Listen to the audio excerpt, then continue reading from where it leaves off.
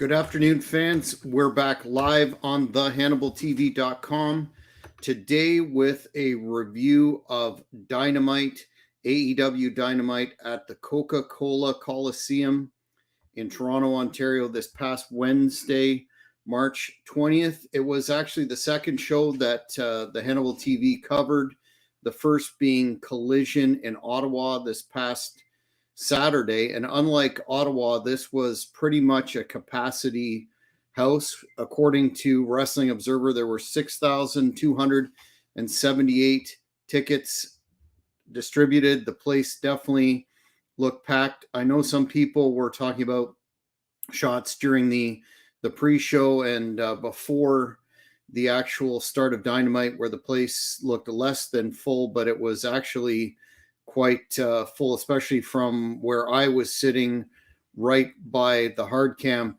I'm not going to go over every single detail of the show, but I do have quite a bit of photos that I took, and we'll touch on some of the highlights. It was, of course, a double show whereby there was a Dynamite taping and Dynamite broadcast, and then it was going to be followed by Rampage. Unfortunately for me, I couldn't stay and left after Dynamite, which quite a few folks actually did from where I was sitting. But it started off with the intro of the announce team. Of course, Taz and Tony Schiavone were there, and Excalibur. They received a warm welcome from the crowd and started off with some Ring of Honor action, a couple of women's matches, one being with that's the other match there, but one being with not Tony Storm. I keep confusing these. Basic squash matches for Anna Jay and Nyla Rose. They were under, I'd say, 4 minutes apiece.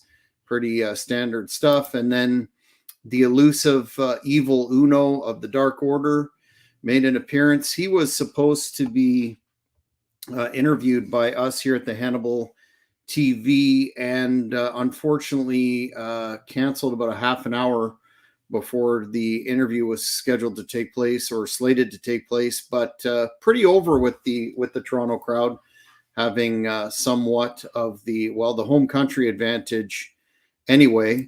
And there was also a 6-man tag between featuring Christopher Daniels and Matt Sydal. Really fast-paced action there. It's amazing to me to see Daniels still be able to go at the level that he does. It was, a lot of spots, et cetera, but enjoyable. I even forget the name of the opposition. I must confess that I wasn't one to stay up on all of the current AEW action, but I'll talk a little bit later about my change of opinion on AEW overall as compared to before when I only saw a few initial matches. Then Tony Khan came out and cut a promo for Toronto, basically putting over Toronto, saying how much he loves Toronto and considers it one of the top cities in the world. And he got a very, very strong ovation. I know I've also read that it seemed that the noise was flat at times on during the broadcast, but being there live, it was very loud at times, and this being one of them. The next feature was a promo by the just signed Mercedes Moné, who did her entrance. And again, whether it was piped in chants or music or whatever, seemed very loud. But the promo itself was not something that I remember very well. Just talking about how her career was almost taken away from her and setting up what appeared to be an angle that escapes me. I think it was over some issue to do with her wrestling in Japan and being injured by Willow Nightingale. Again, if I mispronounce some of the AEW talent names, I apologize, but again, haven't been keeping up to date with all that. Anyway, seemed very popular with the crowd, but we'll see if she's going to pay dividends ultimately in the investment that they put into her. Next was the Okada Eddie Kingston match for the Continental title. And again, I have not seen Okada wrestle all that much, if at all, in recent times. And this match I found to be very, very good. Okada's English may be limited, but he certainly emotes to the crowd and gets the storyline over. Kingston, of course, was serviceable in the match, and he seemed to be quite popular at the end with the crowd, winning the title. Some have said it's too soon, but personally, if you're going to invest the amount of money again that AEW did in this fella, you better have him win a title right off the bat and come across strong, which I thought he did. Interestingly, my camera guy and I were walking around the Coca-Cola Coliseum earlier in the day, and we wanted to get down a pathway, and we couldn't because there was a red sports car there, and they said they're filming something for the show. And I guess that's where Okada came out later. I think it was a Ferrari or something along those lines. Next was Chris Jericho against Hook in a match that went, I'd say, over 5 minutes. I may be wrong again, but Hook, very, very green. You could see it. You could see Jericho pulling him along in the match. There were some definitely interesting spots. A fan on social media corrected me that it wasn't for the FTW title, so I stand corrected there, but he ended up winning the match and appears quite popular with the crowd. Then afterwards, Jericho did an interview backstage where he has a proposition for him on next week's show. So obviously Hook is figured into their plans moving forward, but the kid needs to get some more experience, in my opinion, and definitely some more body mass, because he looks quite thin up close and personal in person. Then the very popular Will Ospreay came out, who's I guess supposed to be a heel, but is definitely a baby face with the crowd. Loud chants for him. He spoke to Shivani and said in not so many words that he was coming for Bryan Danielson, and mentioned that he was a star in Japan, where Danielson always wanted to be but never quite achieved that. So I was impressed with his promo. It was to the point and direct, and he's definitely got some charisma behind him. So one of the first times I saw him cut a promo, so didn't disappoint as far as I'm concerned. Then we got into a tag match featuring Toni Storm and Thunder Rosa, where Thunder Rosa eventually got the pin on Toni Storm. Great character, Toni Storm, the presentation, but again, it was your standard, I guess, women's tag match. I actually, by all confession, went to the bathroom during that one, but yeah, it didn't. It was fine. Next, we had the very popular heel Swerve Strickland, who got quite a good pop with Prince Nana, the friend of my partner on Shooting from the Hip podcast, Angel Medina. They, or rather Swerve, took on the Butcher, and some good action there, back and forth. I wouldn't exactly say it was a squash, but Swerve was definitely in control, very over with the crowd. Won the match, started to cut a promo, and out came the AEW champion, one Samoa Joe, who cut a promo on Swerve, basically telling him that you want what I have, and you're going to have to take it very confidently. And then the heel heat of the night in the form of Don Callis. He came out and was massively booed, so he's obviously doing his job correctly, claiming that Swerve would have to beat Takeshita first from the Callis family.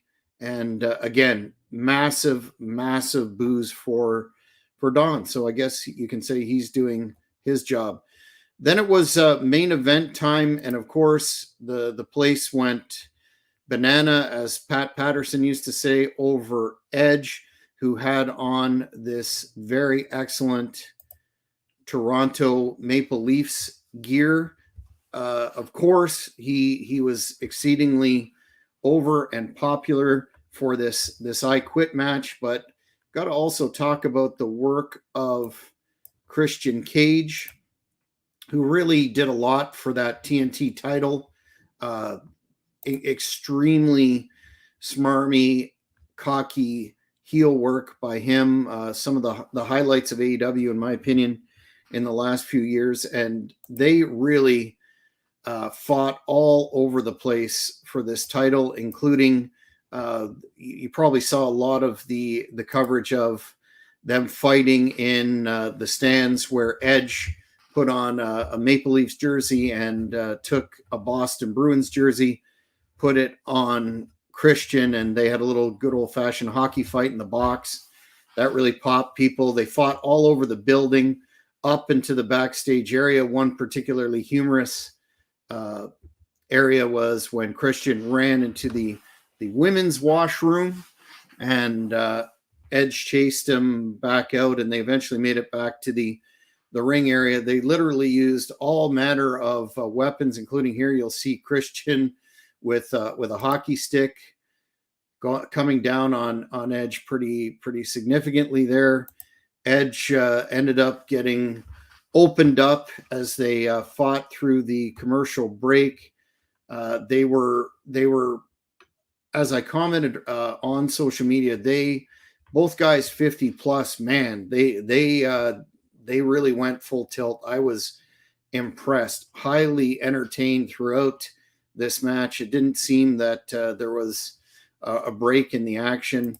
Some vicious spots before outside interference from the Luchasaurus or Killswitch or whatever his name is, and Nick Wayne. They came in to attack Edge, and then some of the baby faces came out, including Daniel Garcia. They eventually subdued the two of them, handcuffed to the ring post, the heels. Then Edge, of course, did some excellent high spots involving the ladder, and once Christian was secured, handcuffed to the ring post, Edge brought out I think I missed a slide here. Anyway, Edge brought out the spiked item that he had, the weapon that he had, I forget the name of it, and hit Christian once with it, and then was going to hit him again, and eventually quit, and thus became the new TNT champion. Great celebration there. There's that weapon. I've already forgotten the name, but inspired by hardcore matches and icons of the past, and took the title with a thunderous ovation, big confetti deal, and the crowd went home happy, to say the least. Overall, I would say the card, I thoroughly enjoyed it from top to bottom. There were some spots that didn't necessarily appeal to me, but I would give it an 8 out of 10, and have become a bit of an AEW fan as a result of attending the shows in Ottawa and Toronto. AEW themselves were very professional, providing media access to both events. There's a chance that the Hannibal TV may cover future shows on this tour, but we'll see. They at least, in my estimation anyway, attempt to put on a more old school product, in so much as there are promos, yes, but the focus is on in-ring work, and that appeals to me because, as you know, watching Raw, there's 20, 30-minute soliloquies and whatnot that put me to sleep. But again, they're making a whole whack of money, so who am I to criticize that? But yes, I want to thank AEW and their media team for having us for both those shows, and yeah, really, really enjoyed this one. I'll be interested to see what happens moving forward with Edge and Adam Copeland and the TNT title. But certainly they have a roster that, if the pieces can be put together properly, they have all the ingredients to be massively successful. So anytime there's a company that employs wrestling people and wrestlers, and they have a chance to make a living, a good living, that's great from where I sit. So that's it for my very fast review of AEW Dynamite in Toronto. If you haven't already, subscribe to thehannibaltv.com. Hit the notification buttons. We're working on some big interviews coming up, including the one I'm going to do that I'm very excited about, and that would be WWE and TNA and ECW original David Kid Cash will be sitting down to do a career interview with myself. And this coming weekend, Jake Walker's going to join me to review WWE 2K24. Apparently, there's a lot to say about that game. That'll be taking place Sunday. But again, subscribe to the Hannibal TV and you won't miss any of the content. Have a great day, everybody. Thank you for watching the Hannibal TV. Please help me out and like this video, then click the subscribe and get notifications buttons so you don't miss